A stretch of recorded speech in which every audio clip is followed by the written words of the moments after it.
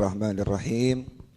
Alhamdulillahi Rabbil Alamin. Allahumma salli wa sallim ala Sayyidina Muhammadin miftahi babi rahmatillah adada ma fi ilmillah salatan wa salaman daimaini bidawami mulkillah wa ala alihi wa sahbihi.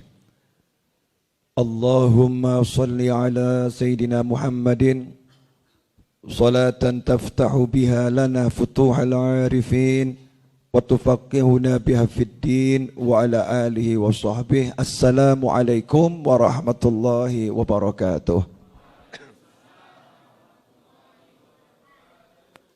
Alhamdulillah, kata terindah yang harus diucapkan seorang hamba. Alhamdulillah. Senang ya harus alhamdulillah.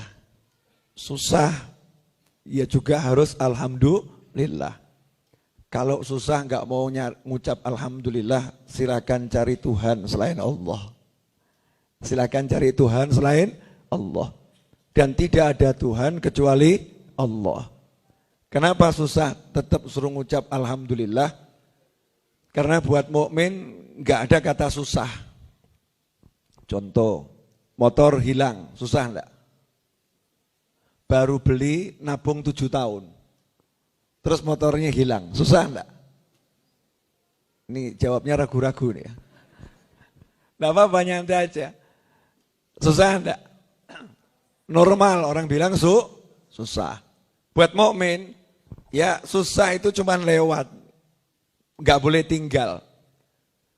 Karena begitu tahu motornya hilang, dia langsung ingat Allah Ta'ala. Ala bidzikrillahi tatmainnul qulub. Ketahuilah, hanya dengan ingat Allah, nyebut nama Allah dalam hati, dalam kehidupan, gerak, diam, juga di lisan ya. Apapun itu zikrullah, maka langsung hati menjadi tenang. Motor hilang, setan ngajak galau. 7 tahun lo nabungnya. Belum tentu bisa beli lagi lo. Tuh, itu kan gara-gara takmir masjidnya pengamanannya kurang beres. Mulai setan. Kalau di mall, tuh gara-gara yang parkir tidak bener. Gara-gara, kebanyakan gara-gara. Udah intinya motor hilang. Ya, nggak usah pakai gara-gara. Tapi begitu motor hilang, ini yang kehilangan mukmin, ingat dia sama Allah Ta'ala. Kemarin saya nggak punya motor. Dulu saya nggak punya duit. Lahir saya nggak punya baju. Sekarang saya punya semuanya. Sekarang saya punya semuanya. Bajunya ada, bisa jalan, bisa bicara, bisa lari. Langsung dia ngucap inna lillahi wa inna ilaihi raji'un. Inna lillah. Sesungguhnya kami ini lillah. Artinya lillah itu banyak. Di antaranya adalah milik Allah. Milik Allah. Judulnya milik Allah ya untuk Allah. Namanya juga milik Allah. Untuk Allah. Kalau udah sadar dirinya milik Allah, untuk Allah. Inna lillah. Lawang badan saya aja milik Allah. Nyawa saya aja milik Allah. Apalagi cuman motor saya. Motor juga milik Allah. Wa inna ilaihi raji'un. Dan kepadanya lah kami semua kembali. Nanti saya juga akan mati. Kembali kepada Allah. Kalau sekarang baru ditinggal motor udah susah. Berarti nanti kalau saya mau meninggalkan motor susahnya luar biasa. Maka dia tidak mau dibuat susah sama namanya dunia dan lain sebagainya. Enteng. Saya aja milik Allah. Kembali kepada Allah. Motor hilang enggak jadi masalah. Besok beli lagi. Setan bisiki, duitnya dari mana? Setan bisikin duitnya dari mana? Langsung ini mukmin jawab, duitnya dari Allah. Jawab lagi setan, carinya di mana? Berapa tahun mau cari? Jawabannya sederhana. Siapa yang sabar atas musibah dikasih surga. Surga aja dikasih, masa motor tidak dikasih? Nyantainya luar biasa. Dari mana? Jawabannya sederhana. Yang ngasih siapa? Yang ngasih Allah. Kalau yang ngasih Allah, Allah sudah bilang, Allah nggak mau surprise-nya diketahui. Allah nggak mau kejutannya diketahui oleh hamba-hambanya. Makanya selalu Allah mengatakan, wa may yattaqillaha yaj'al lahu makhrajan wa yarzuqhu min haitsu la yahtasib. Siapa takut sama Allah, takwa sama Allah, melaksanakan perintah Allah, menjauhi larangan-larangan Allah, takwa, melaksanakan perintah, jauhi larangan karena takut sama Allah, yaj'al lahu makhraja. Allah yang menjadikan untuknya. Yaj'al. Allah yang menjadikan untuknya makhraja, jalan keluar, solusi. Jadi kalau yang menjadikan solusinya Allah, ya pasti solusi.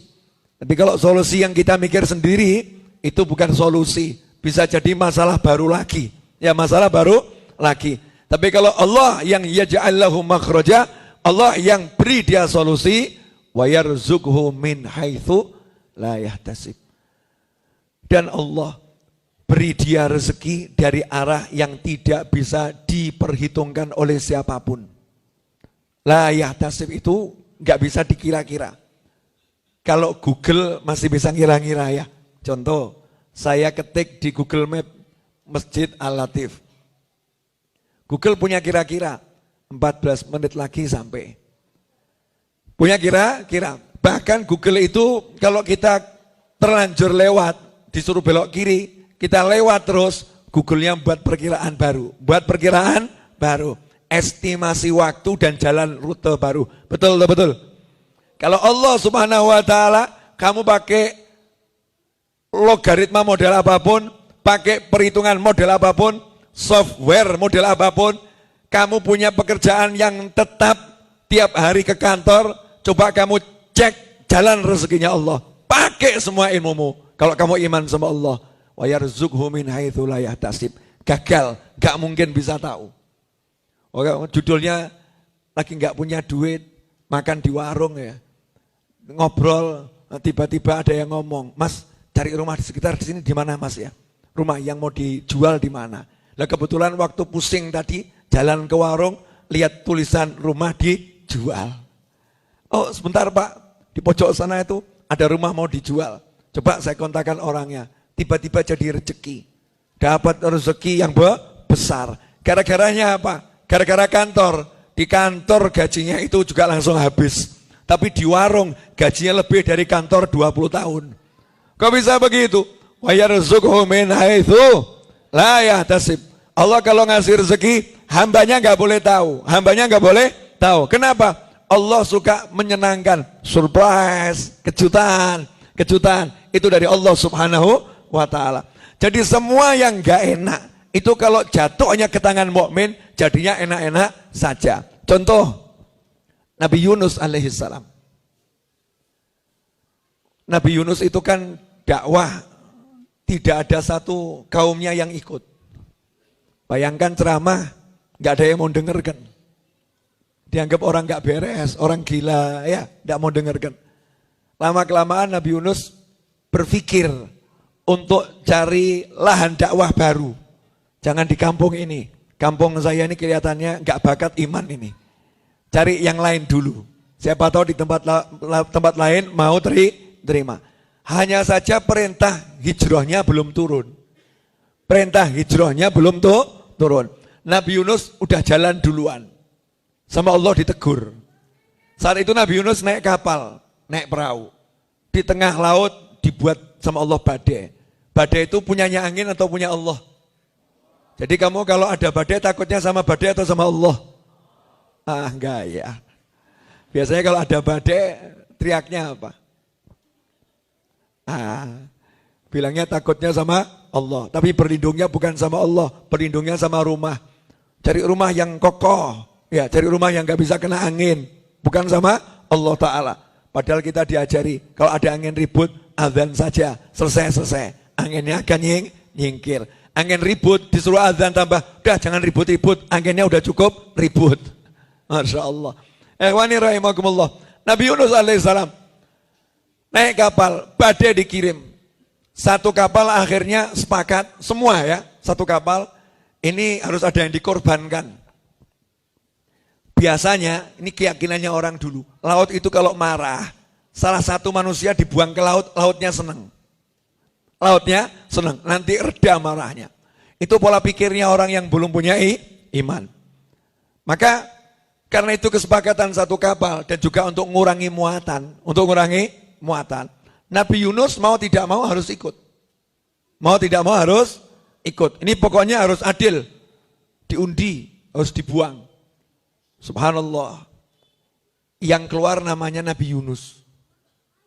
Begitu keluar nama Nabi Yunus alaihissalam, satu kapal teriak, jangan yang ini. Jangan yang ini. Ini orang baik. Wajahnya baik. Selama di kapal dia baik. Enggak layak dibuang ke laut. Yang layak itu kita-kita yang banyak dosa ini loh. Nah anehnya kita ini, orang dulu saja yang belum iman, ya, dan nabinya belum ngajak dia beriman, baru masuk kapal sebentar, satu kapal udah tahu ini orang baik. Ini orang baik. Sementara kita hidup di kampung sudah 20 tahun, satu kampung belum paham kalau kita orang baik. Satu kampung belum paham kalau kita orang baik. Dan bahkan kita nggak bisa bedakan mana orang baik dan mana orang yang kurang baik. Itu baiknya lebih banyak. Yang ini baiknya lebih sedikit. Ini orang-orang belum beriman. Satu kapal sama Nabi Yunus alaihissalam paham. Ini orang baik, jangan dibuang. Nah, anehnya, kadang kita itu orang baik justru kita buang. Alhamdulillah ibu-ibu. Ibu kalau punya suami yang baik, tapi duitnya sedikit. Terus ada tawaran suami orang lain kurang baik, duitnya banyak. Pilih yang mana, Bu? Jangan gaya. Ya, mesti ngomong sama suaminya, kamu mau seperti dia itu loh. Ya, suaminya baik. Suaminya belikan dia mobil, belikan rumah. Suaminya tiap bulan kasih dia ATM, saldonya unlimited. Aku boro-boro ATM, duit saja kamu limit. Duit saja kamu limit. Boro-boro mobil, ya, angkot saja, ya angkot saja itu jarang-jarang. Kamu sering suruh saya jalan kaki. Kapan aku punya suami seperti dia? Ini kurang ajar nih. Kapan aku punya suami seperti dia? Na'udzubillah min dzalik. Nabi Yunus alaihissalam mau dibuang. Satu kapal nolak. Ulangi. Salah ini, undiannya salah. Kopiok lagi. Yang keluar lagi-lagi Nabi Yunus. Satu kapal juga teriak, jangan beliau. Ulangi lagi. Begitu 3 kali masih sama, Nabi Yunusnya yang maksa. Udah 3 kali, gak boleh diulangi lagi. Makanya biasanya itu kalau udah 3 kali, khatam. Betul ya? Kalau udah 3 kali selesai. Makanya kalau baca Al-Ikhlas 3 kali, pahalanya juga sama dengan khatam Al-Quran. Biasanya suami istri kalau udah 3 kali, ya, itu kata pengadilan sudah khatam, ya, seperti itu. Maka Nabi Yunus mengatakan udah 3 kali, jadi saya harus dibuang. Yang lain itu buangnya sama sedih. Buang orang soleh sama sedih. Kadang kita tuh buang orang soleh sama seneng. Iya, buang orang soleh sama seneng. Ini buang orang soleh sama sedih. Apa yang terjadi? Laut. Marah, ganas. Tapi ini hamba Allah. Ini nabinya Allah. Ini kekasihnya Allah. Dibuang ke laut. Ya, dibuang ke laut. Yang nyuruh siapa? Skenarionya siapa ini untuk dibuang ke laut? Skenario Allah. Dibuang ke laut. Allah kirimkan ikan paus terbesar. Untuk langsung mengambil tubuh Nabi Yunus alaihissalam. Jangan sampai tubuhnya kena air laut. Jangan sampai tubuhnya merasakan tercebur ke laut. Subhanallah. Bung, masuk perut ikan paus. Dibawa sama laut ke dasar laut. Gelapnya dasar laut, gelapnya malam, dan gelapnya perut ikan paus. Saat itu Nabi Yunus dalam perut ikan paus. Apakah berkeluh kesah? Apakah mengatakan, sungguh malang nasibku? Kaumku seperti itu, di kapal ya undian aku yang harus dibuang. Begitu dibuang ya masuk perut ikan paus, nasib tak jelas. Apa ngomong begitu? Enggak. Justru Nabi Yunus alaihissalam memanfaatkan situasi dan kondisi untuk dinikmati. Alhamdulillah, gak usah bangun rumah, dikasih rumah. Dindingnya perut ikan paus. Alhamdulillah, nggak usah cari ruangan yang nol volume, ya nol suara, kedap suara. Buat ruang kedap suara itu nggak mudah. Ini nol suara, sehingga kalau zikirnya teriak-teriak nggak ganggu yang di luar. Kalau yang di luar teriak-teriak nggak ganggu yang zikir. Ini ruangan kholwat yang sempurna ini. Ruangan kholwat yang sempurna.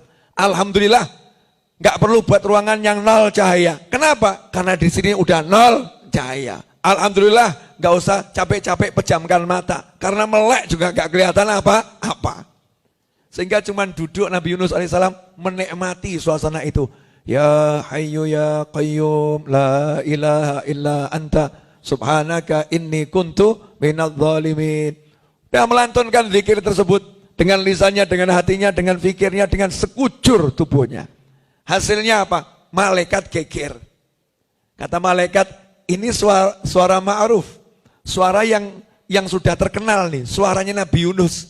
Sautun ma'ruf, suara yang cukup dikenal. Cuman kok lokasinya nggak jelas ini. Lokasinya kok bukan tempatnya Nabi Yunus nih. Lokasinya kalau di track GPS ini titiknya koordinatnya sekian di dasar laut. Padahal Nabi Yunus kan bukan di situ. Kok ada di situ?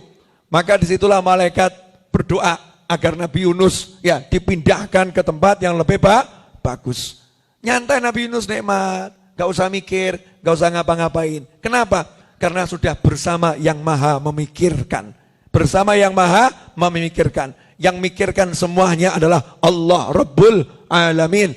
Maka Nabi Yunus cukup ya Hayyu ya Qayyum la ilaha illa anta subhanaka inni kuntu minadz zalimin.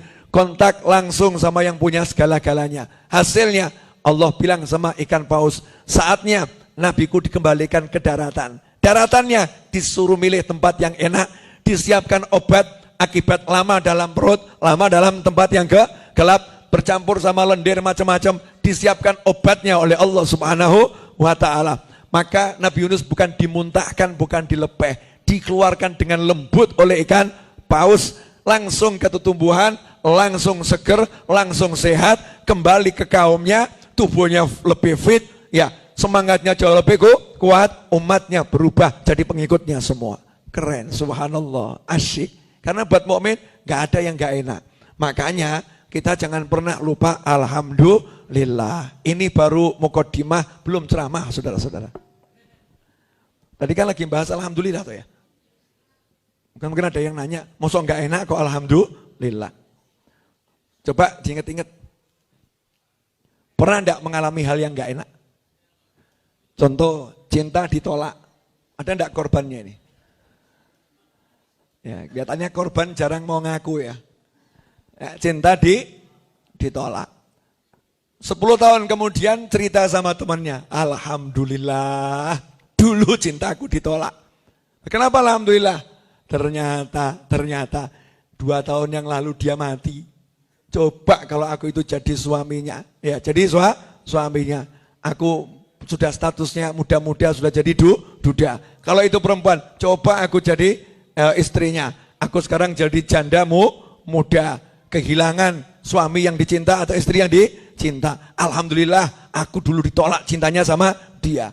Atau mungkin kasus lain, alhamdulillah aku ditolak cintanya sama dia. Coba sama dia. Kenapa? Ternyata dia punya penyakit yang mengerikan.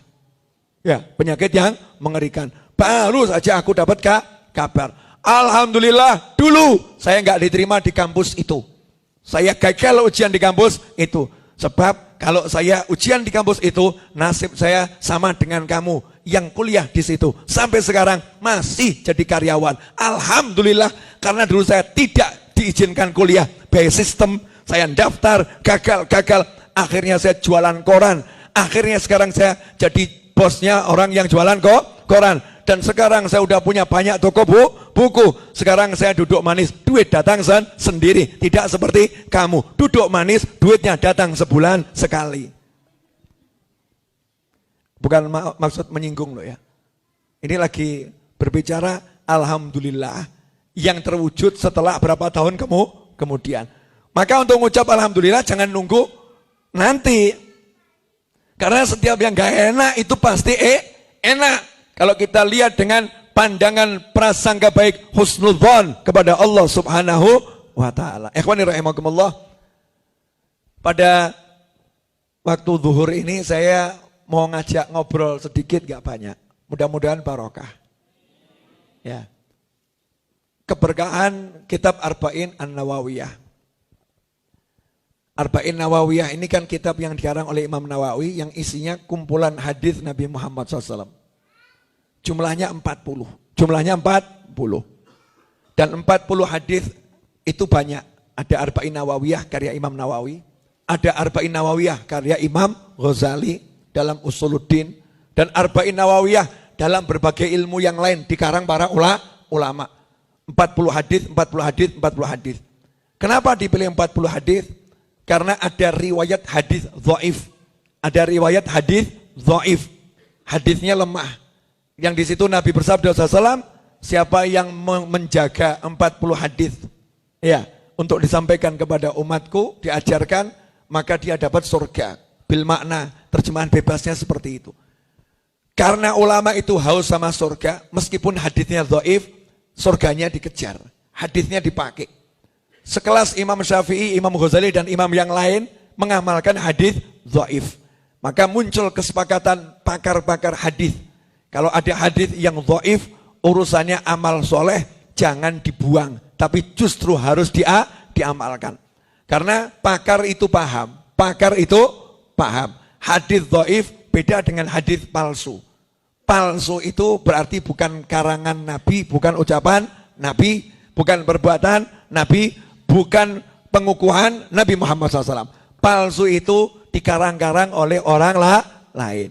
Kalau dhaif itu betul dari Nabi Muhammad SAW. Hanya saja menurut pakar hadis belum bisa dijadikan sumber hukum.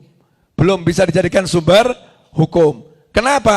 Karena untuk sumber hukum hadisnya harus betul-betul kuat. Nah, kecuali kalau nanti ternyata tidak ada hadis kuat, padahal hukum harus ditetapkan. Misal, ya, contoh kasus membaca Al-Quran dari handphone. Ini aplikasi Al-Qurannya itu mushaf bukan. Cari hadis tentang aplikasi Al-Quran di handphone adalah mushaf, nggak ono. Cari ayat nggak ada. Kok muncul ada hadis dhaif yang bisa dipakai untuk memberikan fatwa sehubungan dengan masalah tersebut? Maka ulama lebih suka memakai hadis dhaif daripada pikirannya sendiri. Jadi hadis dhaif dipakai sebagai sumber hukum kalau tidak ada ayat Al-Quran yang sharih, yang jelas, atau hadis sahih yang jelas. Tapi ada hadis dhaif yang jelas, maka hadis dhaif yang jelas ini dipakai sebagai landasan hukum. Tapi secara umum untuk hukum hadisnya harus benar-benar sahih. Nah, kenapa hadis dikatakan dhaif? Salah satu alasannya adalah manusianya. Jadi bukan rasulnya, tapi manusia yang periode berikutnya menyampaikan hadis tersebut. Jadi misal begini, Bu. Ibu kira-kira sekarang sama dulu ingatannya kuat mana? Dulu atau sekarang? Dulu. Sekarang kalau naruh kacamata suka lupa atau suka ingat? Yang lucu tuh kalau ibu-ibu pakai kacamata atau bapak-bapak pakai kacamata, teriak sama anaknya, kacamata mama mana? Kacamata mana mama? Kacamata papa mana gitu ya? Teriak-teriak. Ternyata ada di atas kepalanya. Sehingga anaknya juga ngomong itu gitu ya. Ternyata ada di atas kepalanya. Dipakai tapi nggak sadar, nggak terasa. Nah, orang yang hidup dengan Nabi Muhammad SAW atau tabi'in yang hidup dengan sahabat Nabi Muhammad SAW, ketika dia dapat hadis, misal umur 40 tahun dapat hadis, hafalannya kuat. 50 tahun dia masih kuat hafalannya. Ternyata nggak ada ulama lain yang menyampaikan hadis tersebut kecuali dia. Umur 60 tahun dia mulai agak pikun.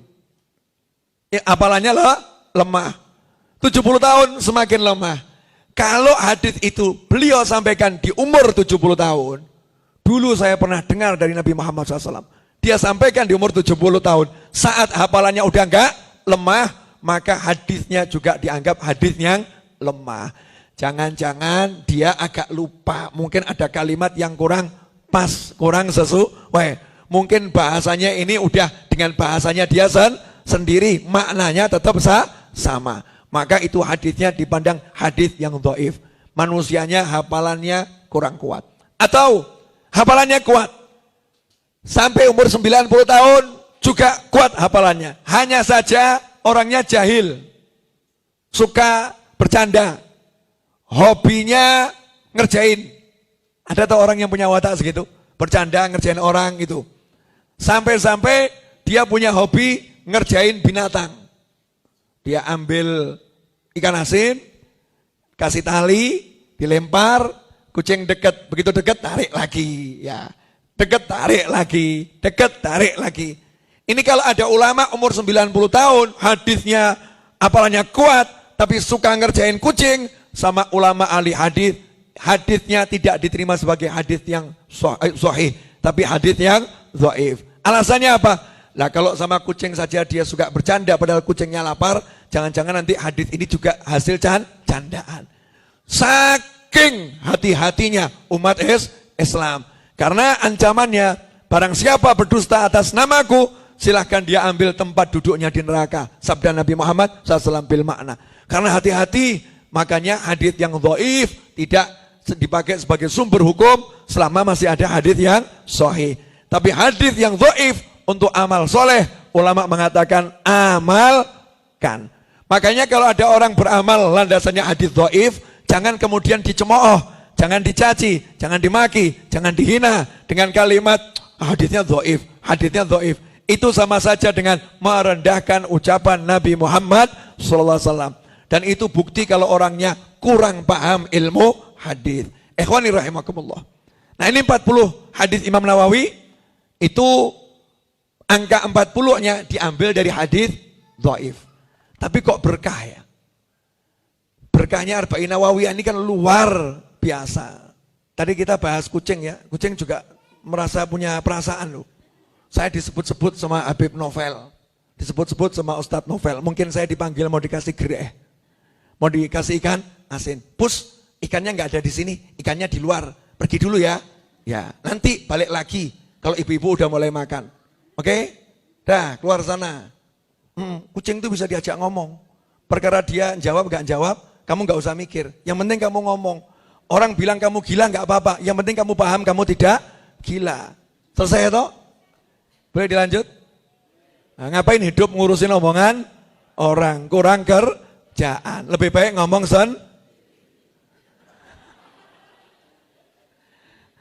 Oke. Kenapa hadisnya Imam Nawawi itu kok jadi seakan-akan gak ada arba'in yang lain? Walaupun yang lain luar biasa. Buku ini punya barokah yang lebih. Yang lain punya berkah, tapi yang ini punya barokah yang lebih. Pertanyaannya kenapa Imam Nawawi karyanya punya barokah yang lebih dan umurnya punya barokah yang lebih? Imam Nawawi itu meninggal umurnya 46, 45, 46. Masih ada perbedaan hari tahun kelahiran 45 46. Tapi coba lihat. Sahih Muslim itu penjelasannya yang menjabarkan, yang dipegang ulama seluruh dunia adalah Imam Nawawi. Karyanya itu kalau dihitung lembaran-lembarannya, lembar demi lembar, seluruh karya Imam Nawawi sama umurnya banyak karyanya. Sama umurnya banyak karyanya. Sementara umur kita sama karya kita banyak umur kita. Karyanya nggak ada. Umurnya banyak, karyanya nggak ada. Imam Nawawi karyanya terlampau banyak, umurnya sebetulnya kalau dihitung nggak cukup. Umurnya kalau dihitung nggak cukup. Kenapa umurnya yang pendek berkah? Kenapa waktunya yang pendek berkah? Kenapa karyanya yang tipis berkahnya luar biasa? Sampai-sampai ulama mengatakan buku yang dicetak terbanyak di jagat raya setelah mushaf adalah Arba'in An-Nawawiyah. Jadi kalau orang bangga-bangga, saya punya buku dicetak 100.000 eksemplar, 1 juta eksemplar, berbangga itu. Imam Nawawi kalau mau bangga-bangga sekarang dari alam kubur ngomong, Allah baru 1 juta udah sombong. Baru 1 juta udah gaya. Karya saya itu loh, tiap hari ya percetakan gak mandek.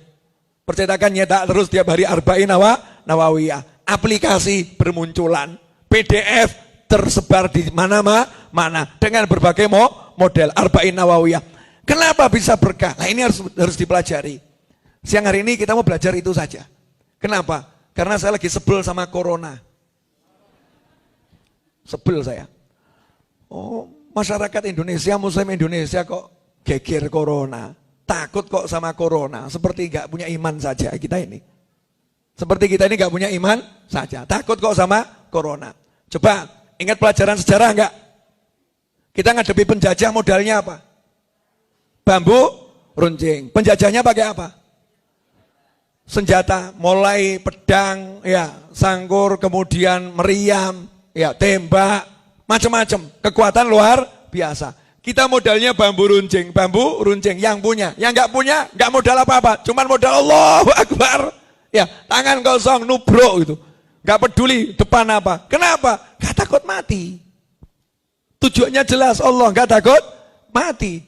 Lah hidup corona cilik, gak ketokan kok diudeni. Corona kecil, bahkan coronanya baik loh ya. Aku numpang tinggal di rumahmu boleh enggak? Loh coronanya baik loh, namanya aja corona kok. Corona, selalu menyertai. Namanya bagus itu. Dari bahasa Arab kan corona, yang mau menyertai. Korin itu teman yang gak pernah pisah. Jadi yang buat nama itu memang udah paham itu. Itu kalau udah nempel gak akan pisah. Bu, pilih mana? Suami yang sering pisah-pisah atau suami yang gak mau pisah? Hah? Ibu mau punya suami, kemana ibu pergi ditemani? Yakin? Mau arisan ditemenin? Mau hangout sama teman-teman ditemenin? Dengan suami yang seperti itu senang atau agak sebel? Jujur? Nggak mau ngaku. Oh, ada yang ngeluh sama saya. Beb, gimana Beb? Suami saya itu terlampau cinta sama saya tapi over. Ya, sedikit-sedikit saya ditelepon, sedikit-sedikit saya dibeginikan. Khawatir itu saya bagaimana? Maunya itu nemenin saya terus. Ya kan mestinya ngucap alhamdulillah, tapi sebagian wanita menganggap itu naudzubillah. Saya mau suami yang cintanya biasa-biasa saja. Memang gitu Mas wanita, aneh. Kalau udah dikasih cinta berlebihan, marah. Kasih biasa-biasa katanya kurang. Makanya kamu kalau ketemu wanita, udah kamu nggak usah lebih, nyantai saja. Kenapa? Kamu lebih nanti salah. Kamu nggak lebih juga salah. Pokoknya apapun kamu tetap salah. Peraturan nomor 1, wanita selalu benar. Paham? Maaf ya Mbak. Saya hanya membela hak wanita. Wanita tidak mau disalahkan.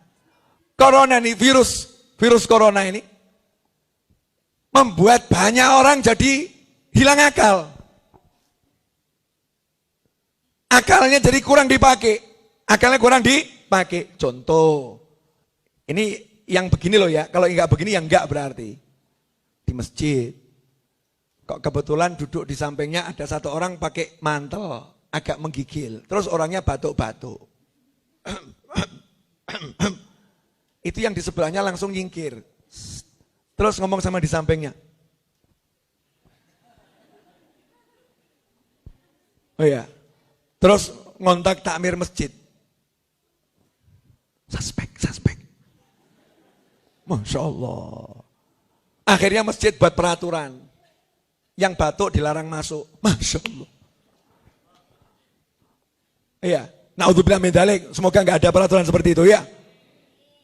Akhirnya yang berangkat pengajian mikir-mikir, wah nanti kalau jamaah di masjid ada yang lagi kena flu tidak terdeteksi, ini flu apa? Kalau dia ternyata kena corona, wah saya di masjid ketularan nanti. Ya, muncul hoax, masjid ini penyebar corona. Tuh lain lagi. Alhamdulillah. Ya kucing yang baru masuk harap segera keluar. Dah. Oh cari jalan dia. Katanya ibu-ibu numpang lewat, beri saya jalan. Ya. Tuh nyantai tuh kucing itu. Boleh dilanjut? Sampai di mana tadi? Masjid, kucing. Di masjid ya. Akhirnya dia pulang menggigil, mulai ngomong, tuh saya ketularan yang di masjid ada ini. Mulai masjidnya buat peraturan. Jamaah kalau ke masjid karena lagi ada wabah virus corona, maka jamaah harus bawa sajadah sendiri. Karpet masjid mulai hari ini akan kami gulung. Masya Allah. Nah ini aneh atau enggak aneh? Aneh. Bayangkan kalau itu berkembang. Berkembang. Akhirnya biskup juga tutup. Biskup juga tutup. Untuk sementara biskup ditutup karena takut ada penyebaran virus corona. Akhirnya mal tutup. Dilarang masuk mal karena pusat kumpul manusia terbanyak istiqomah tiap hari adalah mal. Karena kalau pengajian mungkin seminggu sekali, mungkin sebulan sekali, bahkan mungkin setahun sekali. Kalau mal tiap hari. Jadi kalau mulai orang nggak boleh berkerumun, berarti mal yang pertama kali harus tutup. Akhirnya bank tutup, mal tutup, semua tutup. Gara-gara apa? Kita nggak waras. Kita lupa Pancasila, sila pertama. Pancasila, sila pertama itu bukan persatuan Indonesia.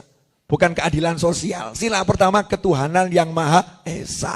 Artinya kalau kamu pegang ketuhanan yang Maha Esa, 4 sila lainnya beres. Pasti berjalan dengan baik. Pasti hidupnya akan indah. Asal sila pertama dijalankan benar. Ketuhanan yang Maha Esa. Corona masuk. Kita ngomong sama corona, welcome makhluk Allah. Kamu makhluk, aku makhluk. Jangan saling mengganggu. Selesai. Betul kan ya? Kamu makhluk, aku makhluk. Kita sama-sama hamba Allah. Jangan saling mengganggu. Mungkin ada yang ngomong saya gila, boleh, gak apa-apa. Itu hak pribadi yang punya mulut. Hak yang punya mulut. Saya punya satu kisah. Ini kisah terjadi di kehidupan para ulama terdahulu. Jadi ada satu ulama yang dikenal kesolehannya. Pengikutnya banyak. Akhirnya raja takut. Rajanya takut. Wajar raja takut. Kenapa? Raja kalau ngomong kurang didengarkan. Ulama ini kalau ngomong didengarkan. Sehingga pembisik-pembisik raja ngomong, hati-hati. Ulama ini pengaruhnya besar.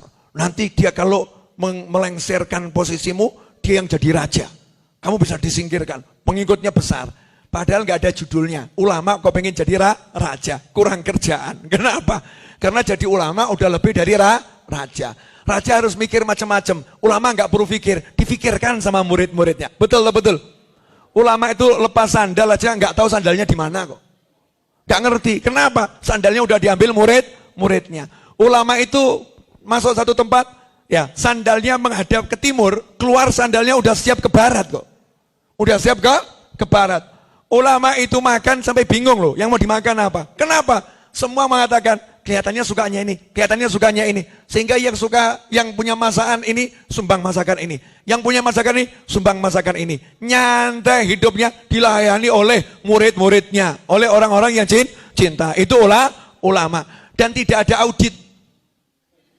Enggak ada audit. Ya nyantai saja. Jadi ulama enggak butuh kekuasaan. Hanya ulama kurang kerjaan kok nyari kekuasaan. Nahlul muluku. Ya, kami adalah raja-raja, bukan yang lain. Yang lain itu cuma nama, tapi bukan raja yang asli. Raja yang asli adalah para ulama. Tidak ada ulama yang suka kekuasaan. Ulama akan menjauhi kekuasaan, lari dari kekuasaan seperti larinya kalian dari neraka. Hindari yang namanya kekuasaan. Itu ulama. Tapi ya nasib. Nasib itu biasanya pembisik itu didengarkan. Akhirnya ulamanya ditangkap sama raja. Dijebloskan ke sel penjara. Alasan bisa dibuat, raja beda dengan presiden. Presiden harus lewat peraturan perundang-undangan berlaku, nggak bisa sembarangan ya. Tapi kalau raja lain, raja itu kota, desa, negara miliknya.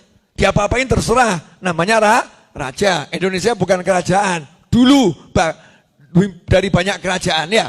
Sekarang kan sistemnya ada presiden, DPR, MPR. Jadi yang begitu-begitu insya Allah tidak akan terjadi. Maka jangan prasangka buruk kepada siapapun yang memimpin di negeri ini. Dah selesai. Jangan kaitkan ceramah saya ini dengan pikiran-pikiran kalian yang gak beres.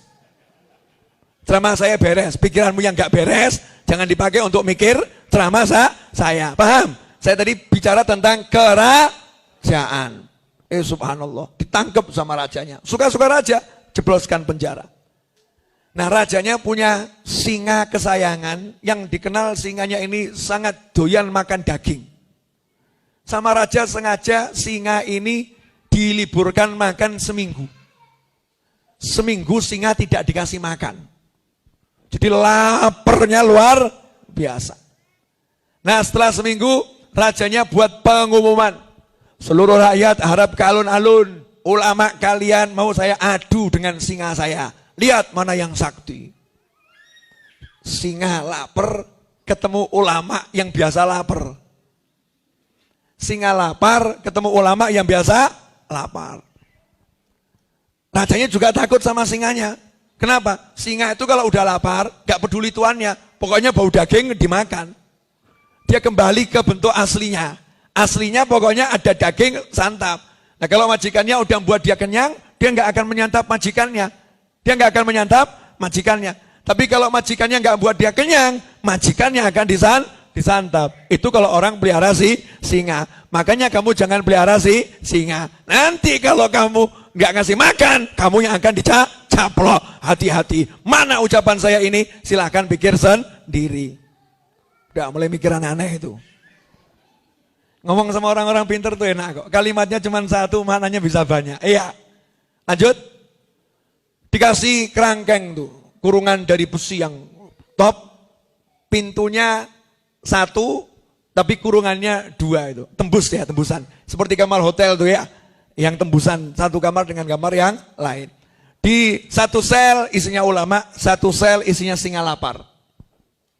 Nah disitulah seluruh rakyat kumpul. Sama penasaran, menang mana ya? Kira-kira ini ulamanya pakai ilmu apa nih? Kebetulan saya lagi bicara di Bandung nih. Ini tempatnya singa-singa, macan-macan. Betul ya? Kalau ke Bandung di perempatan ketemunya ada macan 4 putih-putih. Oh ya, karena di sini masih Prabu Kian Santang dan kawan-kawannya ya toh. Prabu Siliwangi ya. Semuanya itu memang peliharaannya adalah macan. Dan kebetulan yang bicara ini juga singa. Karena marga saya Al-Aidrus. Al-Aidrus itu dari bahasa Arab Al-Aidrus. Al-Aidrus itu rajanya semua singa. Maka jangan macam-macam sama saya. Saya rajanya semua singa namanya. Untung itu nama saya Naufal. Naufal itu artinya pria tampan. Ya, jadi singa yang tampan. Kemudian juga saya itu bintangnya katanya yang ahli perbintangan. Bintang saya Leo. Pol-polan toh? Leo, macan, singa, ganteng. Udah lengkap. Jangan biarkan saya merekam. Jangan biarkan saya lapar. Kasih saya makan terus, insya Allah aman-aman saja. Itu kata singa kalau pengen dikasih makan. Penasaran semua. Teng, dibuka pintu. Singanya masuk. Tahu ada manusia? Masuk. Orang solehnya duduk. Maaf, saya akan tirukan duduknya.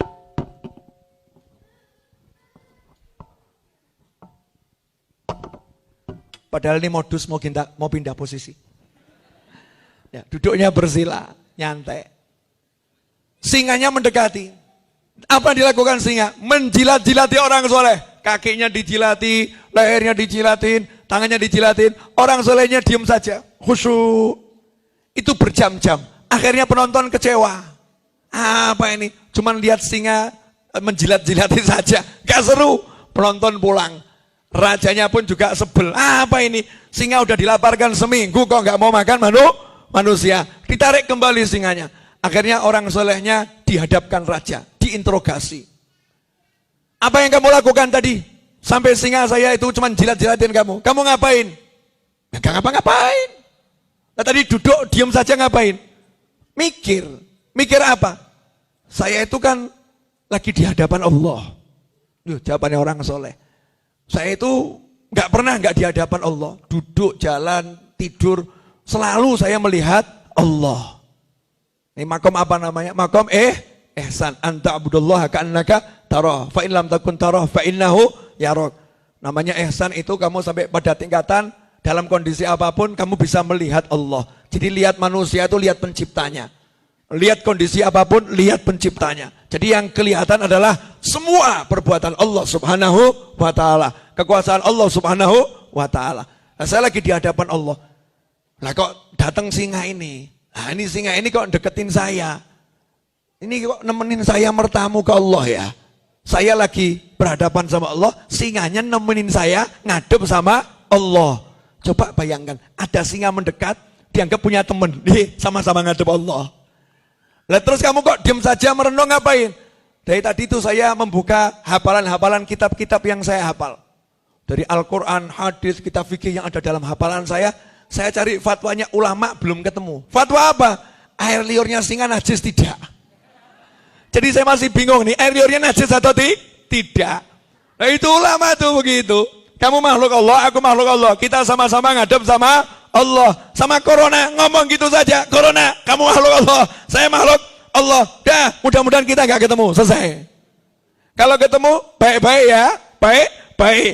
Karena corona itu menurut dokter yang meninggal hanya 3%. Walaupun kata hanya nggak tepat, untuk nyawa melayang nggak ada kata hanya. Tapi untuk menunjukkan itu kecil gitu loh ya, 3%. Yang hidup 97%. Lah kenapa kita mikir yang mati nggak mikir yang hidup gitu loh. Dah, corona itu easy, mudah-mudah saja. Indonesia nggak perlu geger gara-gara corona. Apalagi kita punya Allah. Nyantai. Kalau kena sakit yo apapun penyakitnya menghapus dosa, ngangkat derajat. Yakinnya itu. Sikapnya apa? Berobat. Sikapnya berobat. Berobatnya nyantai. Orang derajatnya naik kok berobat sama ngeluh. Dosanya diampuni kok berobat sama ngeluh. Ya berobat sebagai kewajiban sebagai manusia, beriman sama Allah Ta'ala, dikasih sakit, berobat. Selesai. Hatinya, alhamdulillah dosa habis, pangkat naik. Dosa habis, pangkat naik. Tapi jangan minta penyakit. Minta sakit gak boleh. Minta sembuh boleh. Doa sama Allah Subhanahu wa Ta'ala. Nah kenapa Imam Nawawi ini karyanya barokah betul? Berkah. Simple. Karena Imam Nawawi yang dimakan halalan thayyiban.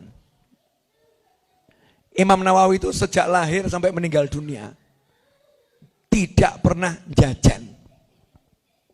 Kalau kita dari lahir ibu kita udah jajan. Betul Bu ya? Kuliner. Tidak pernah kuliner Imam Nawawi.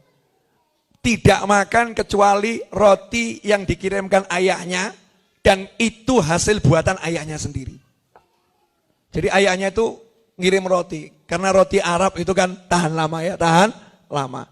Nanti kuahnya kadang cuman sama air, kasih cuka, dah biar agak lembut. Makannya itu. Dan makannya Imam Nawawi itu ketika sahur, minumnya ketika berbuka. Makanan yang lain apa? Makanan yang lain itu makan buah. Buahnya pun dari kebun yang jelas-jelas halal. Itu Imam Nawawi. Nah karena makanannya halal, semuanya jadi berkah. Nah kalau kita ini nggak jelas, makanan kita nggak jelas, mohon maaf loh. Pernah enggak masuk rumah makan nanya, ini masak ini mengandung arak tidak? Dengan berbagai macam namanya. Arak ya, namanya macam-macam. Itu kalau dibuat masak rasanya lebih enak.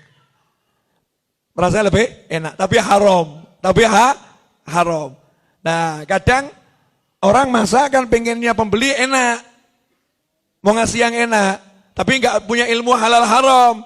Dan yang beli juga enggak punya ilmu halal haram. Nah, kalau kita muslim kan punya ilmu halal haram. Jangan masuk kecuali yang betul-betul halal. Maka nanyalah, ini pakai arak enggak? Cek sendiri namanya arak dalam dunia perdapuran apa. Saya enggak mau sebut merek, iya. Itu dicek. Kalau ada tinggalkan. Jangan makan makanan tersebut. Yang kedua, kalau makanannya jelas halal. Duit yang buat kita beli makanan itu duitnya halal tidak? Kerjaan kita ini halal atau tidak? Lah inilah sumber berkah atau enggak berkah yang paling utama. Nah, karena akhir zaman ini kita sadar pekerjaan kita ya nyerempet-nyerempet yang keserempet. Nyerempet-nyerempet yang keserempet. Contoh, saya mau ngomong belak-belakan tapi enggak enak ya. Boleh? Sistem jual beli listrik. Sistem jual beli listrik.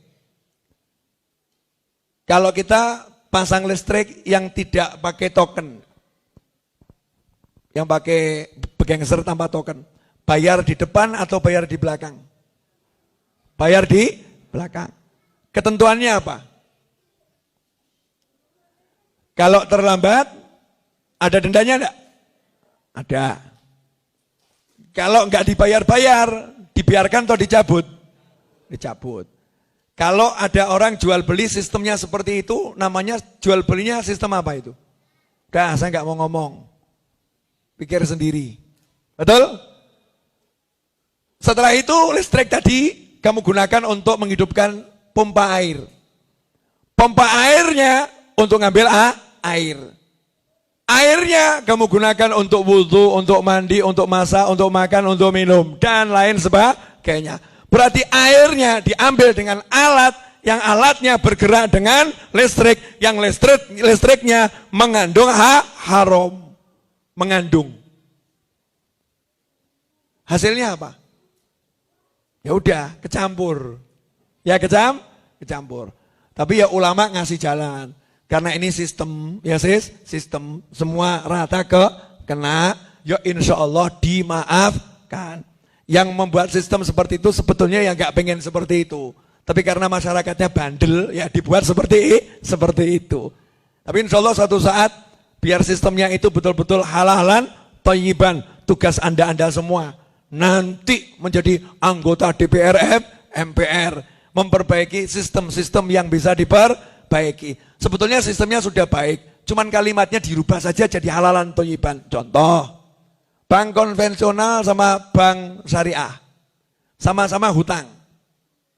Gade syariat sama gade enggak syariat. Sama-sama menggadekan emas. Sama-sama ada bunganya. Tapi kalau di pegadaian syariat, itu bunganya diganti nama. Biaya perawatan. Ya, biaya perawatan. Ongkos merawat.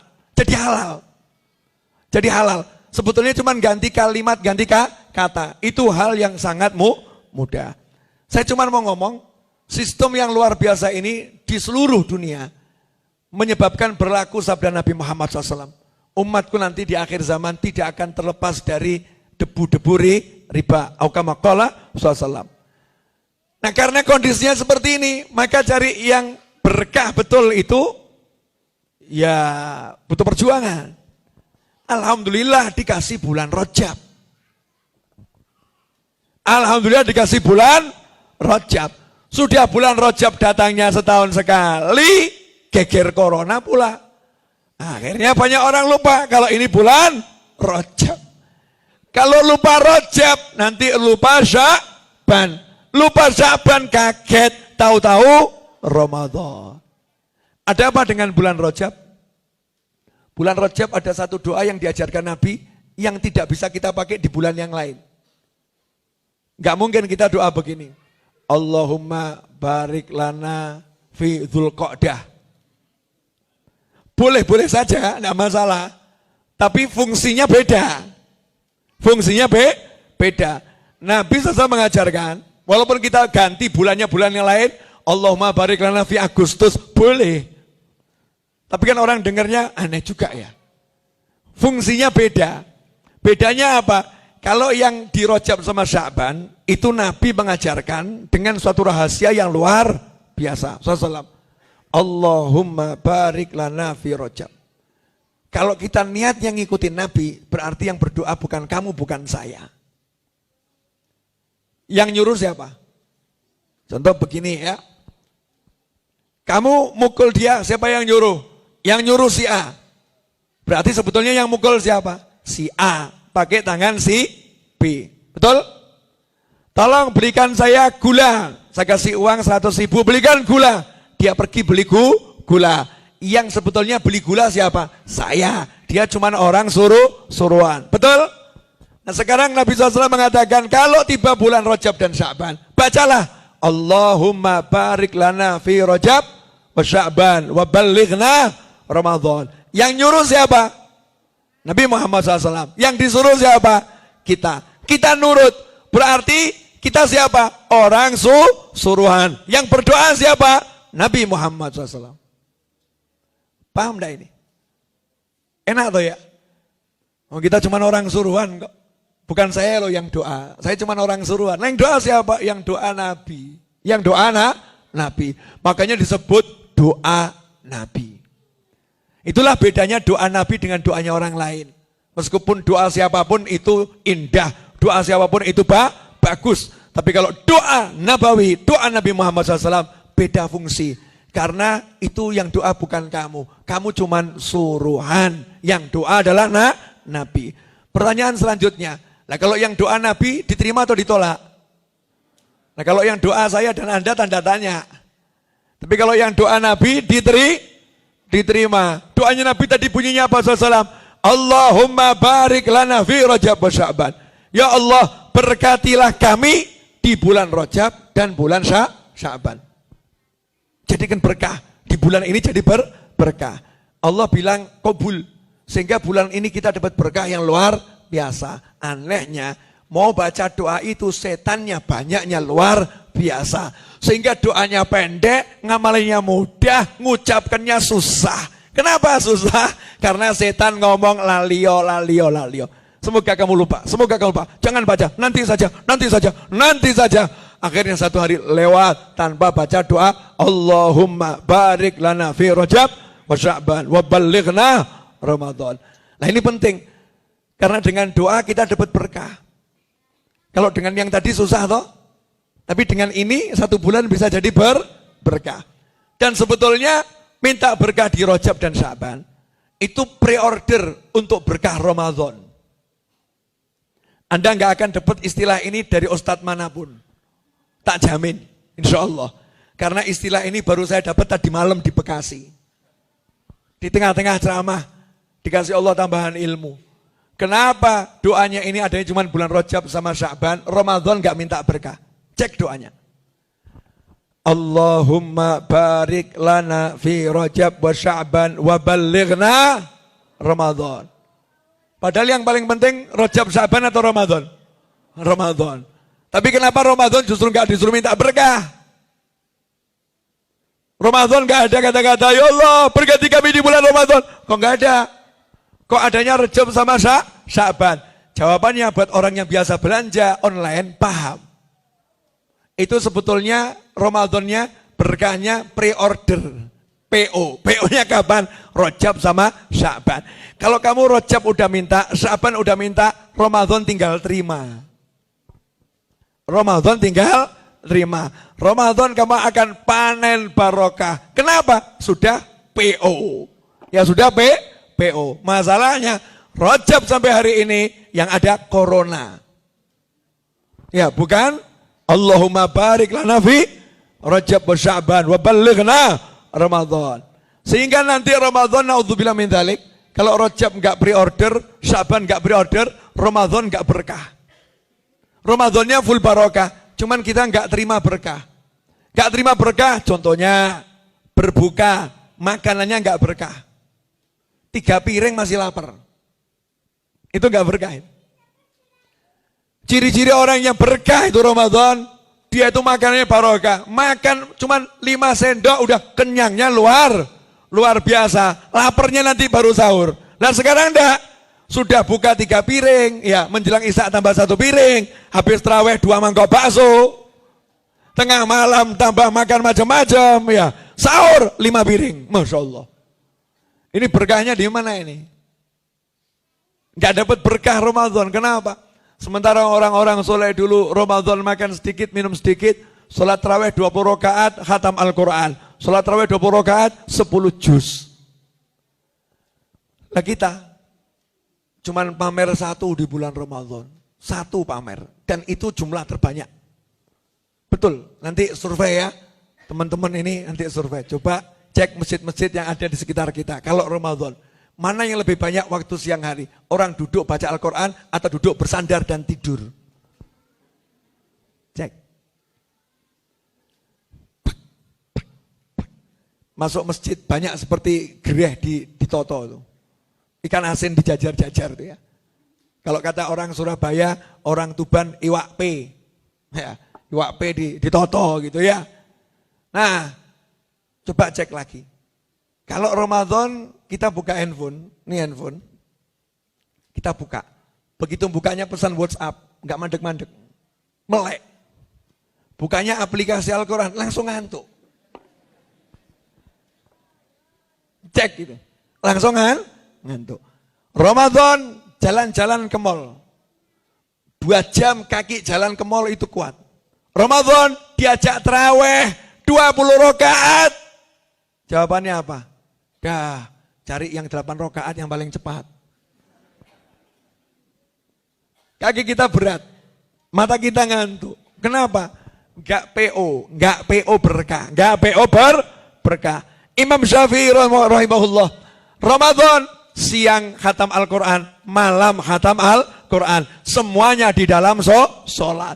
Kita Ramadan 30 hari, belum ada sholat yang khatam Al-Quran. Berarti kan ada yang aneh ini ya. Kok berkahnya Ramadan yang luar biasa, kita kok nggak dapat. Kalau dapat ya, titik gitu ya, dikit sekali. Sementara yang lain bisa dapat banyak. Jawabannya adalah tidak PO dari bulan Rajab. Makanya saya ingatkan di sini, saya udah ceramah 1 jam loh. Tuh, ini jam saya di handphone nggak bohong. Karena live-nya tertulis 1 jam 1 menit 17 detik. Berarti saya udah bicara kurang lebih 1 jam. Terasa enggak? Ya kamu enggak seperti ini suaranya. Saya suaranya seperti ini. Betul kan? Tapi 1 jam berjalan, alhamdulillah. Serak-serak bisa ceramah. Daripada kamu enggak serak, enggak mau ceramah. Mesti kamu ngomong, kan aku bukan ustadz. Kalau kamu bukan ustadz, kamu juga seorang kakak. Kamu bukan ustadz, kamu juga seorang adik. Kamu bukan ustadz, kamu seorang ayah. Kamu bukan ustadz, kamu seorang ibu. Emang gak punya mulut untuk bicara sama adiknya, untuk bicara sama kakaknya, untuk bicara suami dengan istri, untuk bicara dalam satu keluarga. Kalau gak bisa jadi ustadz untuk orang lain, jadilah ustadz untuk keluarga sendiri. Balighu anni walau ayah. Jelas? Apa? Jadi nanti kalau pulang dari sini yang mau disampaikan apa kira-kira?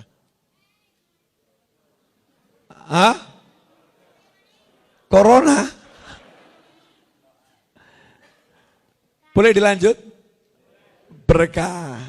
Nah, di bulan Rajab ini ada keberkahan yang dicontohkan oleh Nabi Muhammad SAW. Beliau di Isra Mi'rajkan di bulan Rajab. Saya ini dulu sekolah sampai lulus SMA. Mau kuliah di ITB nggak boleh ibu saya, jauh katanya. Mau kuliah di ITS nggak boleh ibu saya, jauh katanya. Dan saya ngucap alhamdulillah. Dulu saya dilarang kuliah. Padahal saya alhamdulillah pinter. EQ di atas rata-rata. Grade 1 superior. Itu EQ saya. Iya, sombong dikit kan gak apa-apa ya. Kata orang sombong. Kalau saya bukan ngomong sombong. Ta'adutan binikmah. Mensyukuri nikmat Allah Ta'ala. Wa amma binikmati rabbika fahadid. Juara ranking itu udah biasa. Juara 1, 2, 3 biasa. Makanya waktu saya kelas 2 SMA, saya ngomong sama teman-teman saya satu kelas. Karena temennya masih sama semua. Aku udah pernah ranking 1, udah pernah ranking 2. Kalian yang belum pernah, dah selama kelas 2 aku mau nganggur, mau nyantai. Saya tak duduknya di belakang, nyantai-nyantai saja. Saya pengen merasakan kira-kira kalau ranking 20 itu rasanya seperti apa. Saya udah paksa nggak belajar, ya saya bodohkan sebodoh-bodohnya. Masih ranking 20, padahal jumlah murid sekitar 40. Alhamdulillah, sebodoh-bodohnya tidak bodoh amat. Ya alhamdulillah. Kenapa saya ngomong seperti ini? Untuk ngasih tahu saja. Sebetulnya kalau saya kuliah, ya saya punya kesempatan untuk jadi seorang ahli. Tapi saya nggak kuliah. Masuk pesantren 6 bulan. 6 bulan. Plus uji coba 1 bulan. Total 7 bulan. Kenapa sebentar? Lagi-lagi ibu saya. Ibu saya bilang, pulang kamu. Gak usah lama-lama di pesantren. Siap, saya pulang. Nah waktu mau pulang itu doanya almarhum guru saya Habib Hasan Baharun di Pondok Pesantren Darul Dakwah Raci Pasuruan sana. Ketika saya mau pulang ditakut-takutin sama teman saya. Ini yang 7 tahun pulang dimarahin gak boleh pulang, belum cukup. Yang 12 tahun belum boleh pulang, gak cukup. Kamu baru 7 bulan mau pulang, udah siap-siap terima marah. Teman saya bilang gitu semua. Saya bilang saya gak akan dimarah. Saya punya doa. Saya punya doa, aji-aji langit. Minta sama Allah. Nah kebetulan saya masuk kamarnya guru saya, lagi itu pas istirahat di kantornya, lagi pijet habis isya. Lampunya dimatikan, lagi pijet. Jadi pakai lampu yang redup gitu. Terlanjur saya udah masuk. Kalau belum masuk saya mau mundur. Karena udah masuk dan guru saya udah noleh. Novel, ada apa Novel? Izin mau pulang besok dan gak mondok lagi, dipanggil ibu. Disitulah guru saya kemudian ngomong, pulanglah, ilmu yang kamu pelajari sudah cukup, insya Allah berkah. Insya Allah berkah. Kalimat itu buat saya senang, ya Allah, katanya insya Allah berkah udah cukup. Hasilnya, sekarang saya ceramah di sini. Sekarang saya ceramah di sini. Kemarin ceramah di sana. Ilmu saya gak seberapa, dikit ilmu saya. Tapi ada doa, insya Allah barokah. Insya Allah berkah. Makanya berkah ini penting. Bu, saya mau ngulangi pertanyaan saya semalam pada ibu-ibu. Ibu-ibu pilih mana? Suami yang banyak duit atau suami yang banyak berkah? Yang keras. Banyak duit atau banyak berkah? Bapak-bapak sepanjang jadi suami dimintain istri duit atau dimintain berkah? Bu, kalau suaminya ngasih uang 10.000 sambil ngucap insya Allah berkah, ibu ngucap apa? Masjid tuh ini, masjid. Itu loh. Barokah ini segala-galanya. Barokah segala-galanya. Angka itu enggak penting. Nanti kalau udah berkah, angkanya nambah sendiri. Angkanya nambah sendiri. Tapi kalau enggak berkah, angkanya kurang sendiri itu. Nolnya kurang sendiri kalau enggak berkah. Bahkan jadi minus. Ya, akhirnya masuk penjara. Naudzubillah min dzalik. Kalau berkah, nolnya nambah sendiri. Nambah terus. Nolnya akan nambah. Karena barokah. Karena itu kalau mau makan, kalimatnya apa? Allahumma barik lana fima razaqtana. Bukan ya Allah jadikan makanan ini kenyang buat kami, enggak. Jadikanlah yang rezeki kamu berikan pada kami ini mau kami makan ini berkah. Berkah. Mekah. Apa kata Allah? Bil bakata mubarakah. Rabbi anzilil muzalan mubarakah. Semuanya kalimatnya berkah-berkah. Ramadan bulan yang anzalnahu, ya, di bulan yang penuh berkah, Lailatul Qadar. Karena berkah satu malam sama dengan 1000 bulan. Barokah. Nah, pertanyaan saya ini simple, sederhana. Saat ini yang kita kejar berkah atau angka? Angka ya. Berarti konsep hidup kita sama ini menyimpang atau di jalan yang benar? Di jalan yang benar tapi ada penyimpangan. Di jalan yang benar tapi ada di penyimpangan. Maka segera kembali ke rute ya, ke rute. Sama-sama ke kantor, sama-sama ke sawah, sama-sama ke kebun, sama-sama bekerja. Rubah, jangan cari angka, tapi cari barokah. Contoh, saya tadi lagi ceramah, ibu saya telepon. Saya lagi ceramah, ibu saya telepon. Enaknya teleponnya diangkat atau ya ceramah dilanjutkan. Jawabannya ceramah dilanjutkan sambil ngangkat telepon. Bagian dari ceramah mendengarkan saya lagi ngobrol sama ibu saya. Kalau ceramah membuat saya menghalangi ngobrol sama ibu saya, lebih baik saya tidak usah ceramah. Karena bekti sama orang tua, kewajiban tertinggi. Pertanyaan saya, kalau kamu ada janji kontrak, kalau kamu berangkat dapat keuntungan 20 miliar.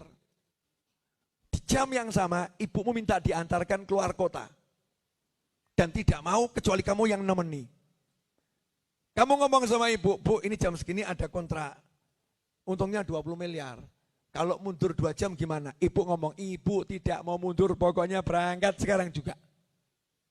Pertanyaan saya, pilih ibu marah atau kehilangan 20 miliar? Mikir dulu yang benar ini di masjid.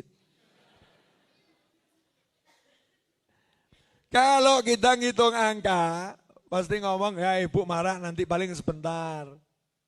Ya toh? Nanti dapat 20 miliar, berangkatkan haji 20 kali selesai. Gak jadi marah lagi, itu setan itu. Ya, kalau kamu sampai ke kontrak, di tengah jalan kamu ketabrak, kamu mati dalam keadaan dimarahin ibu. Naudzubillah min dzalik. Karena ngejar angka. Makanya jangan ngejar angka, ngejar berkah. Ngomong saja sama angka, sorry, ibuku manggil, telepon tuh temenmu. Friend, sorry ya, ibu manggil, jadi saya nggak bisa kontrak sekarang. Kalau mau dibatalkan, monggo. Ya kalau boleh sih nggak usah dibatalin. Ya tapi kalau dibatalkan monggo, ini panggilan ibu saya. Itu akan tiba-tiba temennya ngomong, dah keuntungan saya naikkan 2 kali lipat. Lu kok bisa? Iya, karena kamu bukti sama ibumu, aku senang sama kamu. Masya Allah. Bisa jadi begitu. Utamakan orang tua jadi berkah. Itu angka 20 loh ya. Sekarang saya cek pada kehidupan Anda masing-masing. Mas mau nanya, iya mas. Pilih wanita pilihan ibumu atau wanita pilihanmu?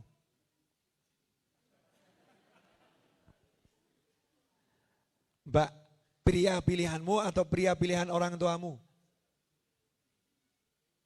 Hahaha. Jawaban yang cerdas begini. Pilihan orang tua yang saya pilih. Caranya, saya akan bilang ke orang tua saya, tolong bu pilihannya ditambah. Kalau satu namanya bukan milih, namanya maksa. Namanya maksa. Emang gak ada pria lain selain dia. Tolong berikan 10 pilihan. Biar anakmu itu gak murah-murah amat. Kan anak ibu mahal. Jadi biar terkesan diperebutkan 10 orang gitu loh bu.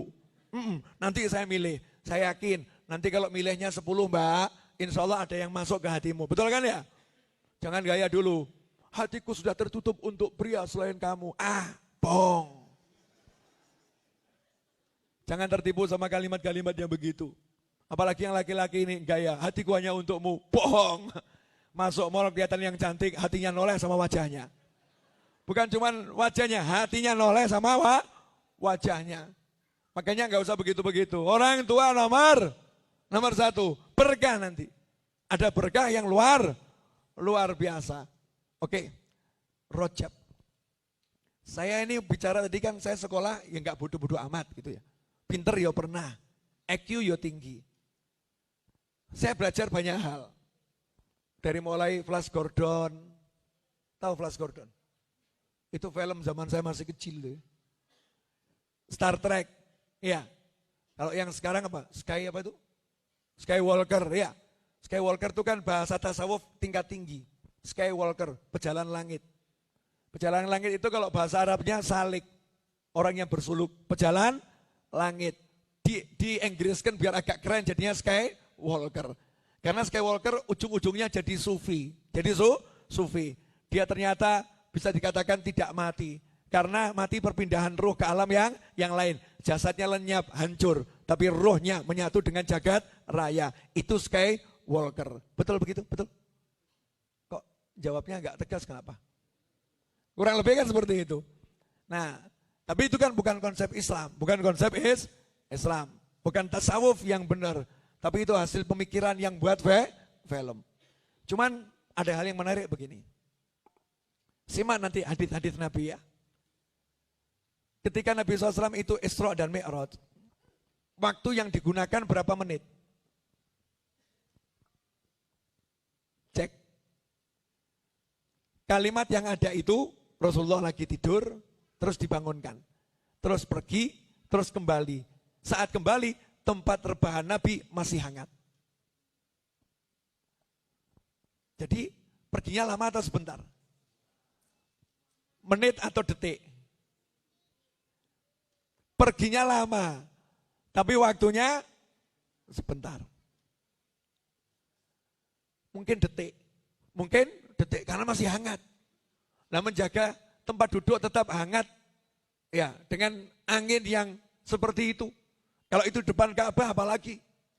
Ada khilaf riwayat kan? Kalau itu di rumah, tetap yang gak bisa lama, sebentar akan hilang panasnya. Tapi karena waktunya cuma berapa detik, jadi masih hangat. Pertanyaan saya, dalam berapa detik itu perjalanan Nabi lama atau sebentar? Lama. Mau ke Masjidil Aqsa saja mampir-mampir. Mampir Madinah, mampir Bethlehem, mampir ke Bukit Tursina. Dan mampirnya enggak sembarang mampir. Ada sholat. Dan Nabi sholatnya enggak seperti kita loh. Sholat beneran. Kemudian dia zikir-zikir ya. Belum lagi nanti sampai Masjidil Aqsa.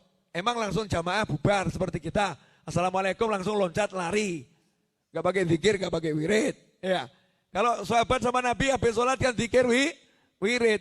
Nanti udah selesai puas baru pergi. Nah ini ketemu sama Anbiya wal Mursalin. Jangan kamu kira seperti kita. Ini semua Nabi itu ngefans dengan Nabi Muhammad SAW. Bayangkan nih, jumpa fans. Ketemu sama fansnya, pecinta-pecintanya. Dari kakeknya Nabi Adam ya, Nabi Ibrahim, Nabi Nuh, Nabi Musa, Nabi Isa. 320 ribu Nabi itu ya, kumpul semuanya. Baik yang dikenal maupun yang tidak dikenal. Masya Allah, kumpul jadi satu, sholat berjamaah. Terus Nabi langsung pergi? Ya enggak. Ketemu dulu, santai. Setelah itu baru berangkat ke langit. Langit pertama, emangnya di langit pertama langsung jalan? Enggak. Soan eyang kakung dulu, kakek yang tertua, Nabi Adam alaihissalam. Ngobrol dulu. Obrolan yang disampaikan itu singkat karena itu yang boleh dikonsumsi umum. Yang boleh dikonsumsi umum. Yang lain obrolan rahasia. Terus sampai ketemu Allah Ta'ala. Giliran ketemu Allah, banyak yang salah paham. Banyak yang gagal paham. Dibilang bahwasannya Allah bertempat di langit. Na'udzubillah min dzalik. Maha suci Allah dari mendiami suatu tempat. Karena semua tempat adalah ciptaan Allah Subhanahu wa Ta'ala. Allah tidak berdiam di suatu tempat. Nah itu arsy. Katanya Allah punya arsy. Iya, Allah punya arsy. Tapi Allah tidak berdiam di arsy. Allah istiwa. Istiwa itu maknanya yang tahu hanya Allah Subhanahu wa Ta'ala. Tapi Allah nggak tinggal di arsy. Lah ngapain Nabi ke langit? Katanya ke langit ketemu Allah. Jawabannya sederhana. Ngapain kamu ke masjid? Ke masjid ketemu Allah. Ngapain kamu ke Ka'bah? Ke Ka'bah ketemu Allah. Ka'bah namanya Baitullah. Masjid namanya rumah Allah. Itu bukan tempatnya Allah. Itu tempat kamu untuk bertemu Allah. Jadi dibenerin dulu pahamnya. Bukan tempatnya Allah berada. Maha suci Allah. Dari berdiam di satu tempat. Tapi tempatnya makhluk untuk bertemu dengan Allah. Rasul dibawa ke tempat yang paling mulia. Tempat yang paling mulia. Ujungnya jagat raya. Untuk menunjukkan ketinggian pangkat Nabi Muhammad SAW. Maksud saya begini. Perjalanan panjang, singkat, dan yang lebih mengagumkan, Nabi SAW lihat surga, lihat neraka, bahkan survei. Apa ya? Kunjungan dinas. Kalau sekarang kunjungan dinas ke neraka. Malaikat penjaga neraka siapa? Malaikat Malik. Malaikat Malik tugasnya senyum atau cemberut. Malaikat Malik itu tidak punya SOP senyum.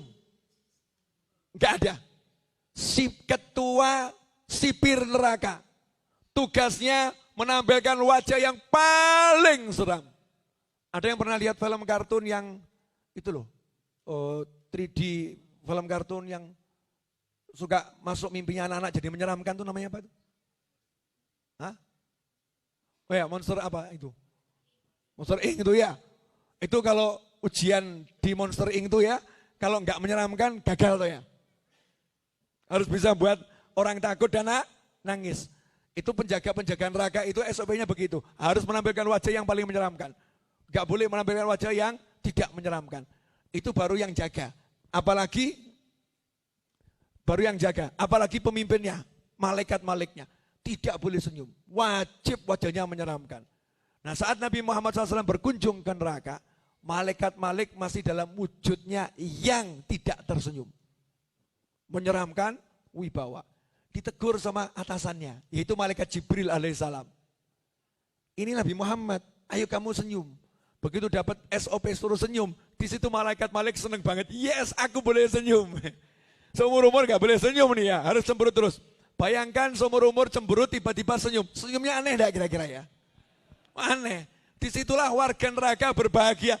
Malaikatnya senyum. Warga neraka berbahagia. Malaikatnya senyum.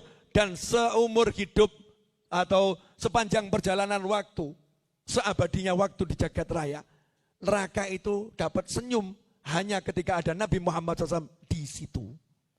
Ketika ada Nabi SAW di sana. Wa ma arsalnaka illa rahmatan lil alamin. Makanya ketika Nabi survei ke neraka, nerakanya pun dapat senyum. Pertanyaan saya, nerakanya udah ada penghuninya belum? Seharusnya belum ya. Nerakanya sudah ada, tapi belum ada penghuninya. Seharusnya. Tapi cek hadis-hadis. Nabi mengatakan, aku melihat neraka. Dan aku melihat kebanyakan penghuninya adalah kaum wanita. Berarti Rasul udah lihat neraka ada penghuninya belum? Sudah. Padahal manusianya sudah kiamat belum? Belum. Berarti Rasul pergi ke neraka yang tahun kapan ya? Yang akan datang. Karena Rasul melewati semua dimensi. Ya, sampai ke ujungnya jagat raya. Melewati semua waktu. Untuk bertemu dengan Allah Subhanahu wa ta'ala. Sehingga Rasul bisa dikatakan melipat semua dimensi waktu. Dan udah lihat neraka yang di situ ada penghuninya. Berarti perjalanannya biasa atau sangat spektakuler. Nah kok gitu kalian mikir corona kan ya keterlaluan. Isra Mi'raj ini loh gaungkan. Isra Mi'raj, Rajab, Isra Mi'raj. Masya Allah, baru dengar kisah orang mendarat di bulan yang belum pernah ada orang mendarat di bulan. Ya, yang ada baru mesin-mesin manusianya belum ada. Baru mau uji coba. Baru dengar yang namanya peristiwa mengagumkan. Semuanya pengen tahu, semuanya pengen belajar. Nah ini udah dikasih tahu pasti kok. Itu nabimu pergi menembus jagat raya. Nah kok kita nggak tertarik ya? Tertarik sama dongeng. Tapi sama yang nyata kok nggak tertarik. Kok nggak duduk bareng, kemudian merenungkan bareng peristiwa itu. Mengagungkan peristiwa itu. Berarti ada yang salah dengan kita. Yuk kita perbaiki. Nah berkahnya di mana?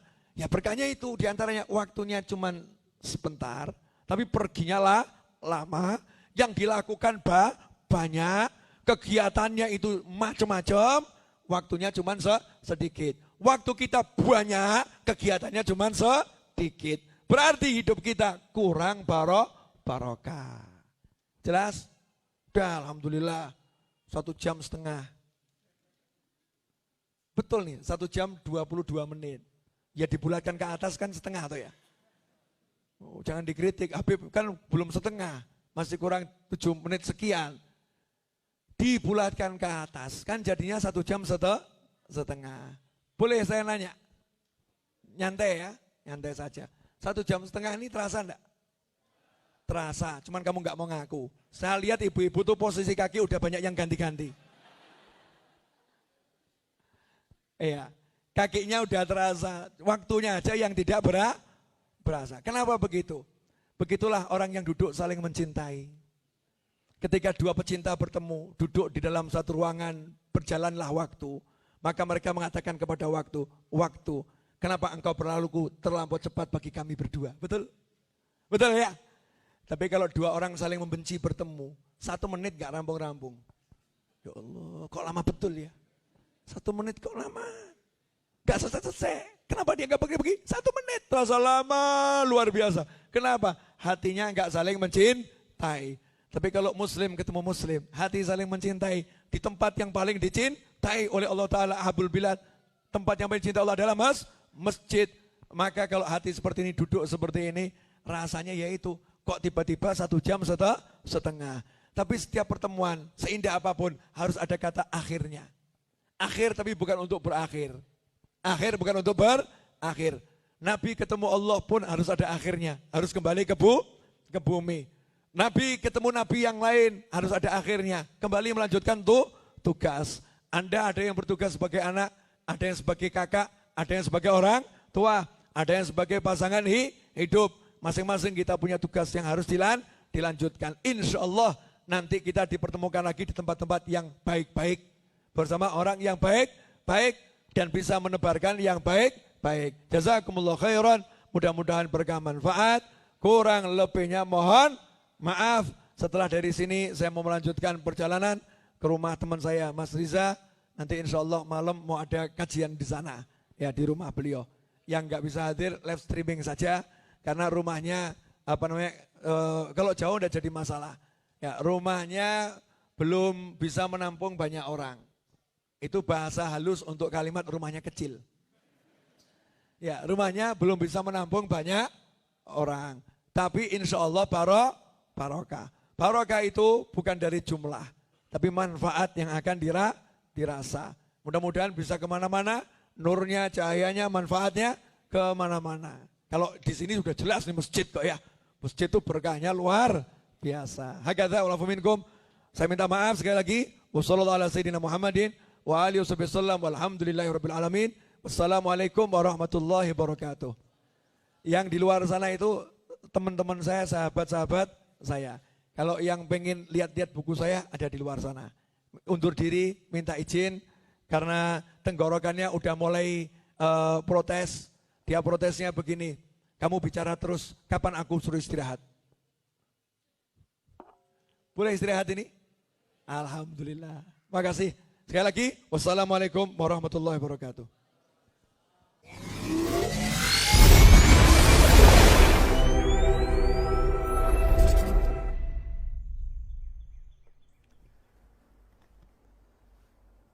Bismillahirrahmanirrahim.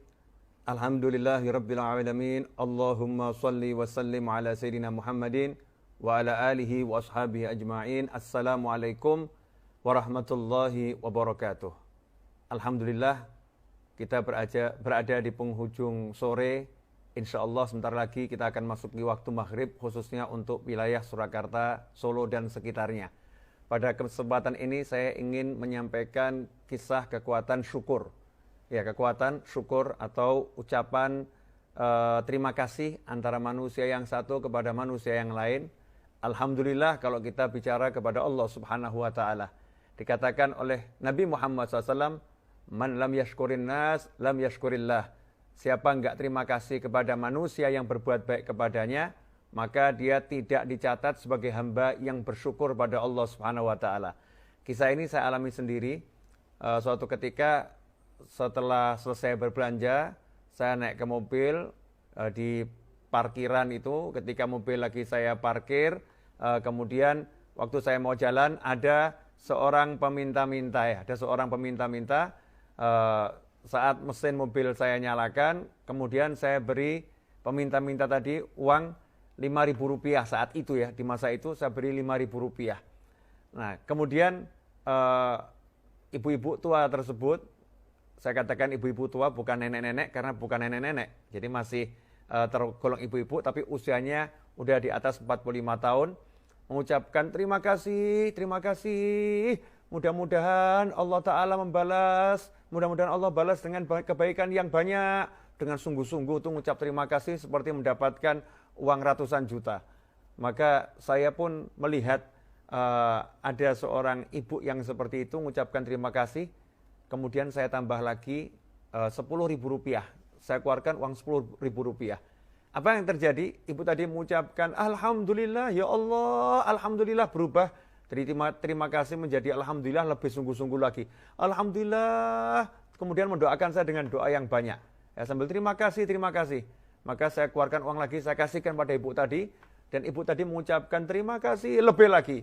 Maka saya segera mundur dan melanjutkan perjalanan. Kalau tidak, itu bisa jadi uang di kantong saya habis semua itu. Ya, karena tergerak saya, hati saya digerakkan sama Allah oleh kekuatan syukur seseorang. Kalau baru saya saja tergerak seperti ini ketika ada orang yang berterima kasih kepada saya, kemudian ada orang yang bersyukur pada Allah Ta'ala di hadapan saya, lantas bagaimana dengan Allah Asy-Syakur? Allah yang maha berterima kasih, Allah yang maha membalas kebaikan hambanya. Saat kita betul-betul mensyukuri Alhamdulillah, apapun nikmat yang datang dari Allah dengan ucapan Alhamdulillah, terima kasih ya Allah, maka itu menggerakkan malaikat di sekitar kita untuk memintakan pada Allah Subhanahu wa taala tambahan kebaikan kepada kita semua. Allah mengatakan, la in syakartum la azidannakum wa la in kafartum inna adzabi lasyadid. Kalau kalian bersyukur pasti aku tambah, kalau kalian kufur ingat siksaku teramat pedih. Ikhwani rahimakumullah. Karena itu mari kita belajar bersyukur dengan apa yang ada pada diri kita, apapun itu. Mulai yang di tubuh kita ini kita syukuri. Kalau habis sholat kita suruh mengucap Alhamdulillah 33 kali. 33 kali itu satu Alhamdulillah mensyukuri satu nikmat. Alhamdulillah yang lain syukuri nikmat yang lain. Maka kita ini mungkin jadi hamba yang belum bisa bersyukur. Karena kita tidak bisa mengingat 33 nikmat yang ada di diri kita. Nggak bisa mengingat 33 nikmat yang ada di tubuh kita. Nikmat mata, nikmat penglihatan, nikmat mulut, nikmat tangan, nikmat kaki. Betul-betul dirasakan sebagai nikmat dan disyukuri, itu kita belum bisa.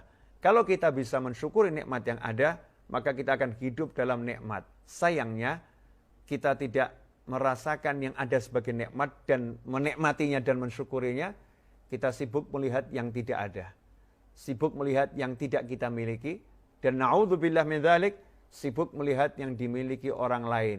Sehingga kita meremehkan apa yang kita miliki, tidak menganggap apa yang kita miliki, dan kita meremehkan pemberian Allah Ta'ala, dan bisa jadi kita meremehkan pemberian seseorang kepada kita, dan itu menjadi kufur nikmat yang hakiki, tidak berterima kasih kepada manusia yang berbuat baik kepadanya, dan tidak bersyukur pada Allah Subhanahu wa Ta'ala.